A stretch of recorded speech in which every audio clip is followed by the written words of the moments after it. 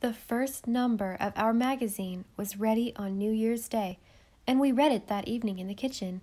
All our staff had worked nobly, and we were enormously proud of the result, although Dan still continued to scoff at a paper that wasn't printed. The story girl and I read it turn about, while the others, except Felix, ate apples. It opened with a short editorial. With this number, our magazine makes its first bow to the public. All the editors have done their best, and the various departments are full of valuable information and amusement. The tastefully designed cover is by a famous artist, Mr. Blair Stanley, who sent it to us all the way from Europe at the request of his daughter. Mr. Peter Craig, our enterprising literary editor, contributes a touching love story. Peter, aside, in a gratified pig's whisper, "I never was called Mr. before." Miss Felicity King's essays on Shakespeare is none the worse for being an old school composition, as it is new to most of our readers. Miss Cecily King contributes a thrilling article of adventure. The various departments are ably edited, and we feel that we have reason to be proud of our magazine. But we shall not rest on our oars. Excelsior shall ever be our motto. We trust that each succeeding issue will be better than the one that went before. We are well aware of many defects, but it is easier to see them than to remedy them.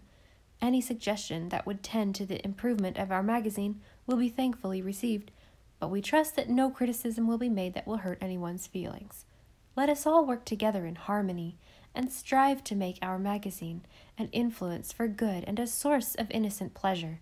And let us always remember the words of the poet, "The heights by great men reached and kept were not attained by sudden flight, but they, while their companions slept, were toiling upwards in the night." Peter, impressively, "I've read many a worse editorial in the Enterprise." Essay on Shakespeare. Shakespeare's full name was William Shakespeare. He did not always spell it the same way. He lived in the reign of Queen Elizabeth and wrote a great many plays. His plays are written in dialogue form. Some people think they were not written by Shakespeare, but by another man of the same name. I have read some of them because our school teacher says everybody ought to read them, but I did not care much for them. There are some things in them that I cannot understand. I like the stories of Valeria H. Montague in the Family Guide ever so much better. They are more exciting and truer to life. Romeo and Juliet was one of the plays I read. It was very sad. Juliet dies, and I don't like stories where people die. I like it better when they all get married, especially to dukes and earls. Shakespeare himself was married to Anne Hathaway. They are both dead now. They have been dead a good while. He was a very famous man. Felicity King. Peter, modestly, "I don't know much about Shakespeare myself, but I've got a book of his plays that belong to my Aunt Jane, and I guess I'll have to tackle him as soon as I finish with the Bible." The Story of an Elopement from Church. This is a true story. It happened in Markdale to an uncle of my mother's. He wanted to marry Miss Jemima Parr. Felicity says Jemima is not a romantic name for a heroine of a story, but I can't help it in this case because it is a true story, and her name really was Jemima. My mother's uncle was named Thomas Taylor. He was poor at that time, and so the father of Miss Jemima Parr did not want him for a son-in-law, and told him he was not to come near the house or he would set the dog on him.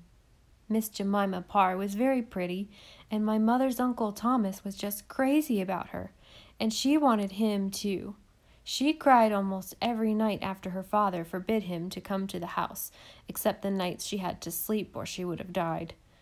And she was so frightened he might try to come for all, and get tore up by the dog, and it was a bulldog too that would never let go. But Mother's Uncle Thomas was too cute for that. He waited till one day there was preaching in the Markdale church in the middle of the week because it was sacrament time, and Miss Jemima Parr and her family all went because her father was an elder. My mother's Uncle Thomas went too, and sat in the pew just behind Miss Jemima Parr's family. When they all bowed their heads at prayer time, Miss Jemima Parr didn't, but sat bolt upright, and my mother's Uncle Thomas bent over and whispered in her ear. I don't know what he said, so I can't write it. Right. But Miss Jemima Parr blushed, that is, turned red, and nodded her head. Perhaps some people may think that my mother's Uncle Thomas shouldn't, SHOULDENT, of whispered, WISPERED, at prayer time in church, but you must remember that Miss Jemima Parr's father had threatened, THRETENED, to set the dog on him, and that was hard lines when he was a respectable, RESPEKTABLE, young man, though not rich. Well, when they were singing the last psalm, my mother's Uncle Thomas got up and went out very quietly, and as soon as church was out, Miss Jemima Parr walked out too, real quick.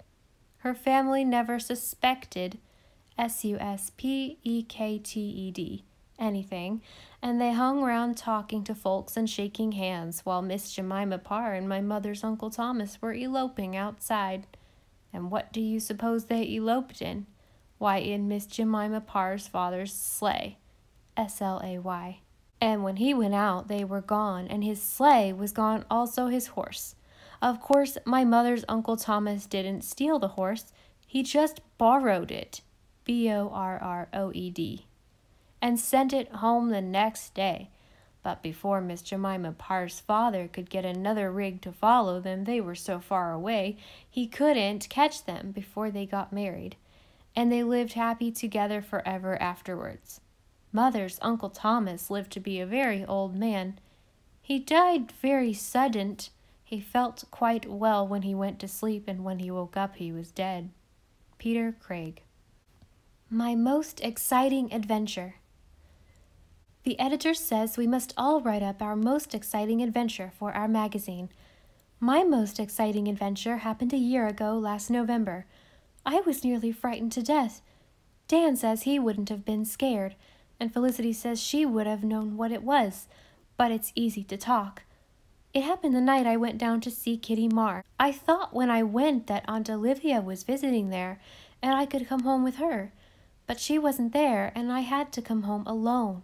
Kitty came a piece of the way, but she wouldn't come any further than Uncle James Fruin's gate. She said it was because it was so windy she was afraid she would get the toothache, and not because she was frightened of the ghost of the dog that haunted the bridge in Uncle James Hollow. I did wish she hadn't said anything about the dog, because I mightn't have thought about it if she hadn't. I had to go on alone, thinking of it. I'd heard this story often enough, but I'd never believed in it. They said the dog used to appear at one end of the bridge and walk across it with people and vanish when he got to the other end. He never tried to bite anyone, but one wouldn't want to meet the ghost of a dog, even if one didn't believe in him. I knew there was no such thing as ghosts, and I kept saying a paraphrase over to myself and the golden text of the next Sunday school lesson, but oh, how my heart beat when I got near the hollow. It was so dark, you could just see things dim-like, but you couldn't see what they were. When I got to the bridge, I walked along sideways with my back to the railing so I couldn't think the dog was behind me. And then, just in the middle of the bridge, I met something. It was right before me, and it was big and black, just about the size of a Newfoundland dog, and I thought I could see a white nose, and it kept jumping about from one side of the bridge to the other. Oh, I hope none of my readers will ever be so frightened as I was then. I was too frightened to run back because I was afraid it would chase me, and I couldn't get past it. It moved so quick, and then it just made one spring right on me, and I felt its claws, and I screamed and fell down. It rolled off to one side and lay there quiet, but I didn't dare move, and I don't know what would have become of me if Amos Cowan hadn't come along that very minute with a lantern. And there was me sitting in the middle of the bridge and that awful thing beside me. And what do you think it was but a big umbrella with a white handle? Amos said it was his umbrella and it had blown away from him, and he had to go back and get the lantern to look for it. I felt like asking him what on earth he was going about with an umbrella open when it wasn't raining. But the Cowans do such queer things.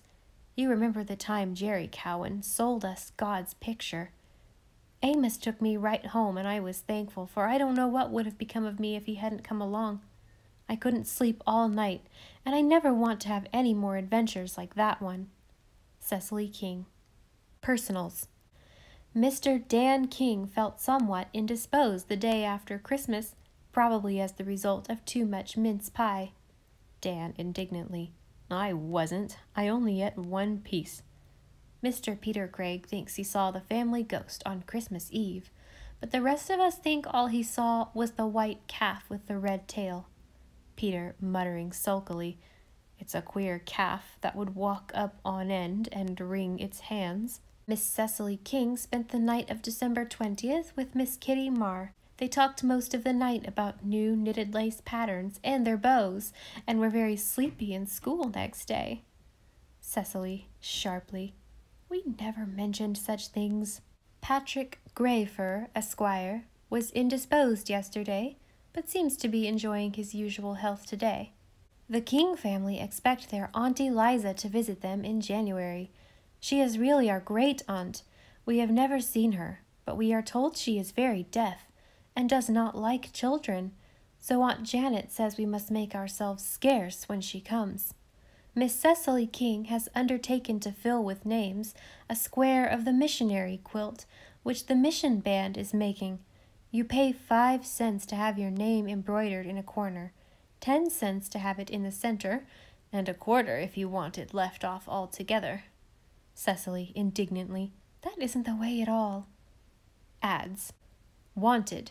A remedy to make a fat boy thin. Address. Patient sufferer. Care of Our Magazine. Felix, sourly.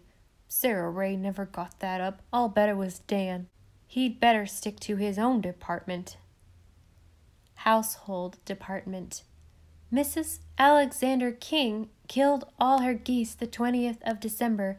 We all helped pick them. We had one Christmas Day, and we'll have one every fortnight the rest of the winter. The bread was sour last week because Mother wouldn't take my advice.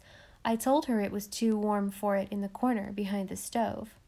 Miss Felicity King invented a new receipt, RECETE, for date cookies recently, which everybody said were excellent. I am not going to publish it, though, because I don't want other people to find it out. Anxious Inquirer. If you want to remove ink stains, place the stain over steam and apply salt and lemon juice. If it was Dan who sent this question in, I'd advise him to stop wiping his pen on his shirt sleeves, and then he wouldn't have so many stains. Felicity King. Etiquette Department. FLX. Yes, you should offer your arm to a lady when seeing her home, but don't keep her standing too long at the gate while you say good night. Felix, enraged. I never asked such a question. CCLY. No, it is not polite to use Holy Moses or Dodgasted in ordinary conversation. Cecily had gone down cellar to replenish the apple plate, so this passed without protest. SRA.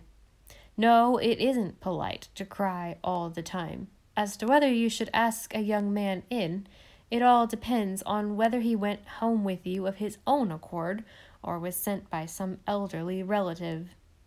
FLTY. It does not break any rule of etiquette if you keep a button off your best young man's coat for a keepsake, but don't take more than one or his mother might miss them. Dan King. Fashion Notes. Knitted mufflers are much more stylish than crocheted ones this winter. It is nice to have one the same color as your cap. Red mittens with a black diamond pattern on the back are much run after. M. Fruin's grandma knits hers for her. She can knit the double diamond pattern, and M puts on such airs about it, but I think the single diamond is in better taste. The new winter hats at Markdale are very pretty. It is so exciting to pick a hat. Boys can't have that fun. Their hats are so much alike. Cecily King. Funny paragraphs. This is a true joke, and really happened. There was an old local preacher in New Brunswick one time whose name was Samuel Clask. He used to preach and pray and visit the sick just like a regular minister. One day he was visiting a neighbor who was dying, and he prayed the Lord to have mercy on him because he was very poor and had worked so hard all his life that he hadn't much time to attend to religion. And if you don't believe me, O Lord, Mr. Clask finished up with, just take a look at his hands. Felix King, General Information Bureau. Dan, do porpoises grow on trees or vines? Answer, neither. They inhabit the deep sea. Felix King. Dan, aggrieved. Well, I'd never heard of porpoises, and it sounded like something that grew, but you needn't have gone and put it in the paper. Felix, it isn't any worse than the things you put in about me that I never asked at all. Cecily, soothingly. Oh, well, boys, it's all in fun, and I think our magazine is perfectly elegant. Felicity, failing to see the Story Girl and Beverly exchanging winks behind her back.